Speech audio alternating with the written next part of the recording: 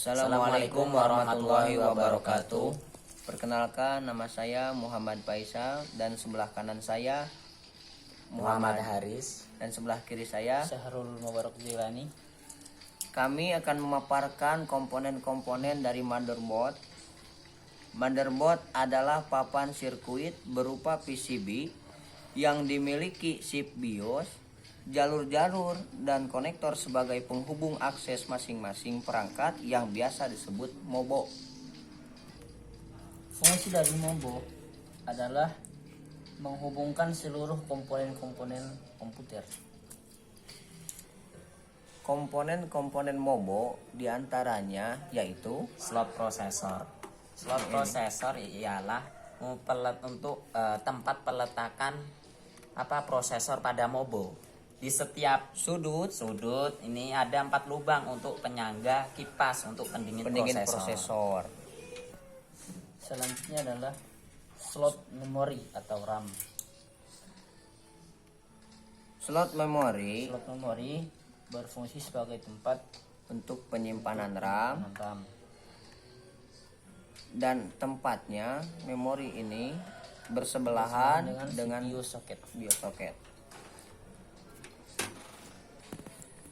Kemudian yaitu ada BIOS. BIOS adalah sebuah chip yang berfungsi sebagai pengontrol perangkat keras yang terpasang pada komputer. BIOS itu bertanggung jawab atas kesiapan komputer dalam melakukan booting dengan mengecek hardware yang terpasang pada komputer. Kemudian ada baterai CMOS.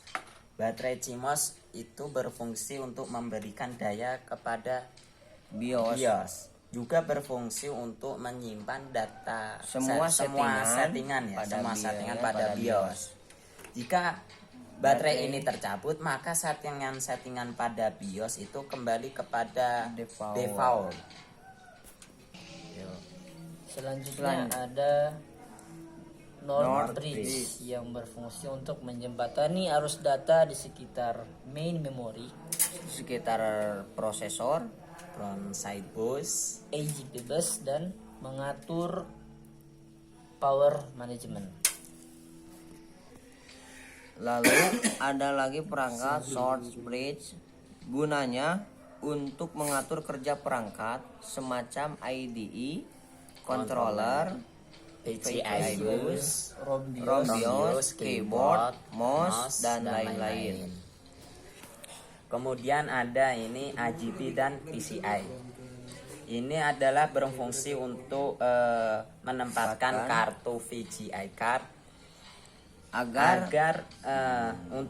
agar menghasilkan output yang berkualitas.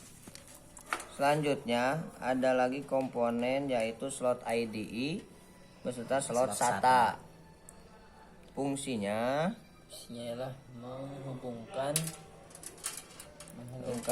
SSD, hard disk, DVD ke MOBO. Kemudian ini komponen power. Ini adalah konektor menghubungkan MOBO dengan power supply agar menghasilkan MOBO menghasilkan daya listrik. Ya, daya listrik biasanya jumlahnya sampai 20 sampai 24 pin. Selanjutnya yaitu ada pin kabel front panel. Tempatnya berdampingan sampingan dari kabel SATA di sini.